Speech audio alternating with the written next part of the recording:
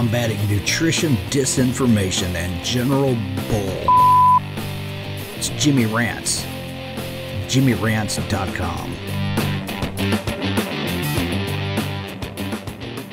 What's up, you guys? Welcome back to another Instagram Live. And we've got another episode of Jimmy Rants in store for you. So if you're brand new to Jimmy Rants, we start off over on Instagram. Go follow me there at Livin' Low Carb Man, LIVINLOWCARBMAN. You can watch the replay for up to 24 hours. If you missed the original live, you should join me live, though. We have a lot of fun with the lives. But watch it on replay for 24 hours over on Instagram. If you miss it there, go to YouTube, type in Jimmy Rants. You will find the show there, all of the past episodes. And then finally, the Jimmy Rants podcast over on Apple Podcast. All of this is at JimmyRants.com. Today's Jimmy Rants is all about this notion that if you are a proponent of a ketogenic diet, that you're just a part of a religion. And of course, I've been out there for a very long time in this space. And when I first started, I was on the Atkins diet. So there were people that described those people who did the Atkins diet and were enthusiastic about it. They would call them in the Atkins religion or cult or whatever term they wanted to use. Then it was the paleo world. And the same thing, they tried to peg people that showed some sort of support for a paleo approach as being a part of the paleo religion. And now that keto is all the rage, I'm hearing the same things. That people say, well, if you're a part of the keto cult, the keto religion, then yeah, I don't really have time for that because that's kind of... And so they try to paint people who show support for some way of eating as being religious nuts, as being members of a cult, whatever you want to call it. And so what I want to talk about here today is how to be a keto enthusiast without looking like a religious zealot. Now, let me be very clear up front. You should be very excited if keto has changed your life. You should be very enthused if this way of eating has so impacted your life that you now want to share it with the entire world. There is nothing wrong with that.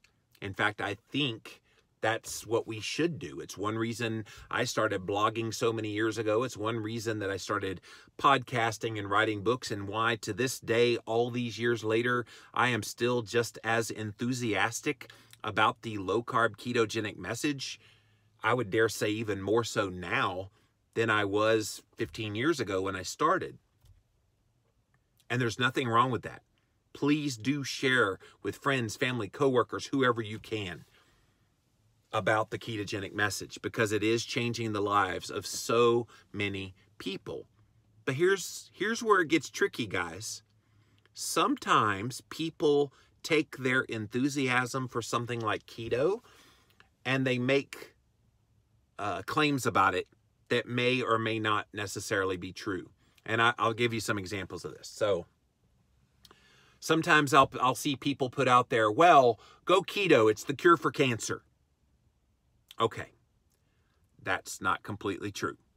Can keto help with a lot of cancers? Absolutely. You will starve the cells of the cancer cells of the glucose that it needs to thrive in. And so if you don't feed it glucose, which is what carbs turn into in the body, then your body will respond in kind by not allowing that cancer to grow. But it doesn't cure cancer. And so sometimes people will make those claims, all with the good intention of saying, hey, look, this is a good idea to go keto. But that is an example of being a bit too zealous about this, to the point that you go beyond what the science is showing. So the science is showing that there are good benefits of a ketogenic diet to people with cancer, for example, but it's not the cure for cancer. So you see where I'm going here? That's an example of someone who's being a bit of a religious zealot about it. What you can say to be a keto enthusiast is, You know, Otto Warburg won the Nobel Prize in Medicine for his research nearly 100 years ago now, where he looked into the role of sugar in the body as it relates to cancer. And what he found was if you didn't feed some cancers sugar, then it would starve those cancer cells and they would die. And now since then, there's been several studies that have come out. Dr. Eugene Fine has done a very good study of about 10 people that had cancer. Various people have looked at this issue, and what they have found is some cancers respond very well to keto, while other ones it's still unknown. So if you put it out there like that, you're a keto enthusiast, because you're telling people this is what the science has shown keto to do, but you're not jumping to conclusions of keto is the cure-all. Same thing with, on a lesser scale, the cancer is the extreme scale. On a lesser scale, people say, well, just go keto and you'll lose weight. Not everybody that goes keto will lose weight. There's lots of other things that are going on. But there's some people that say, well, just go keto and the pounds will fly off. So somebody goes on a ketogenic diet, and when the pounds don't fly off, they go, well, wait a minute, I thought you said it was going to fly off. That's a religious zealot who says it just flies off. Some people it does, some people it doesn't. The prudent keto enthusiast will say, oh, go keto, you will shift your body over from being a sugar burner to a fat burner. And when you do that, and you lower stress in your diet, in your life, lower stress in your diet by getting rid of the sugar and grains, lower stress in your life, sleep better, get your hormones under control, come off of any medications that might be hindering weight loss. When you do all of those things with a well-formulated, real foods-based, low-carb, moderate protein, high-fat, ketogenic diet, then your body should respond with fat loss. That is the keto enthusiast position. Don't do the religious zealot version and say, go keto and all your weight and health problems will go away. Because it's just not true. And I think sometimes the criticisms that are thrown at people who do keto and at the keto message have more to do with the people that take a more hard-lined approach to this and say, well, just go keto and this. And then people that aren't keto go, well, wait a minute. That doesn't make sense. How can you say those things? And so I agree with those criticisms that you can take it to an nth degree. I get being rah-rah about it, and I am. I'm that way. I'm very enthusiastic about the keto message. I've written a bunch of books about it. I've done podcasts about it. I do these Jimmy rants and talk about it quite a bit. But at the end of the day, we have to kind of put a little bit of a pause on ourselves when we start talking about keto. Because it's not the grand cure-all for everything. It does help with a lot of things, don't get me wrong. And it's not going to magically make everybody lose weight. A lot of people lose weight, but not everybody. It can help with some cancers and help to fight back this terrible disease without chemotherapy or with less chemotherapy and other cancer treatments. It can help with that in a lot of cases, but not all of them. So in order to be a keto enthusiast without looking like a religious zealot, we have to always, always remember, what does the science show? What is real? And always have that caveat in there. This is what we believe. This is what it appears to be happening. Because truth be told, you guys, because of the anti-low carb, anti-ketogenic kind of thinking in the past with research, there's not been a whole lot of long-term research looking at keto. Now, it's underway now. People like Dr. Sarah Hallberg and many others are working on that research as we speak. But until that research kind of shows things verifiably, you really can't step ahead of the science. And when you do, then you get called out on it by these people that are anti-keto. So I agree with them. We need to be very careful about what we say and how we say it about keto. Again, don't lose your passion, don't lose the enthusiasm for keto, but you don't quite have to look like a religious zealot in the process. All right, let's see what you guys have to say. Welcome in, welcome in. Looking forward to this topic, says Steph. Thank you. Oh, what did I write? Oh, I did. I did it. Susan is calling me out saying, didn't you mean without looking like? Yeah, how to be a keto enthusiast without looking like a religious zealot. That was me writing really fast, trying to get this Jimmy Rants going. But thank you. Yes, without looking like. We're just normal people trying to get healthy. Yeah, AK Bonbon. I think that's the way that you be a keto enthusiast. You know what? You just say, hey, look, I was unhealthy. I was able to eat this way and improve this aspect of my health. And I've seen this, this, and this. That's being an enthusiast. But if you say, you know what, go keto and all your health woes will go away. No, not the way to do it. Paleo Magazine's Keto Edition had a great article on keto and cancer. Which cancers keto helps, which cancers keto is actually not good for. Yeah, Dina, thank you for that. Some cancers thrive with ketones. And so we can't say that keto is the answer for all cancers when some cancers can thrive in a ketogenic state. It's certainly an issue I know is still being vetted out by people like Dr. Thomas Seyfried, people like Dr. Dominique D'Agostino. There's all kinds of people looking into cancer specifically as it relates to a ketogenic diet.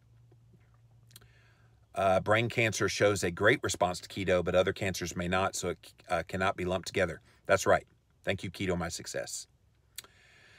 Mark wants to know how I feel about Jillian Michaels. You guys tell Mark what I think about Jillian Michaels. I did a whole Jimmy Rants on it, Mark, the other day, so I don't feel like we have to rehash that here again. But she is one of those people that describes those of us who eat keto as being a part of a religion, and so it's one of the inspirations for this Jimmy Rants here today. Beautiful binge eater, I had some people pounce on me for addressing my loose skin on Instagram, telling me I wouldn't have any of it if I was doing keto and fasting right. Yeah, that's disgusting. Those people are zealots. When you try to be the keto police, you're a zealot. Telling people, well, that's not keto, you have to eat this way. You're a zealot. You're not an enthusiast. You're a keto religious nut zealot. Okay? We got to call these people out for what they are, and I will. I've never lost another pound. If I never lost another pound, I'd stay keto for the mental clarity and energy alone. 65 years old, that's what is important to me. I had no major medical issues before keto, says Nancy. And see, sharing that and telling people, hey, look, it's not really about weight loss for me. This is why I'm doing it, blah, blah, blah. That's being a keto enthusiast. So good job. I'd love to say how keto helped me and how I love it, to each their own. Yeah, exactly, Kara. And I think that's the way to do it as well, within the context of normal conversations with people. Hey, did you hear about this keto thing? Man, I went on that.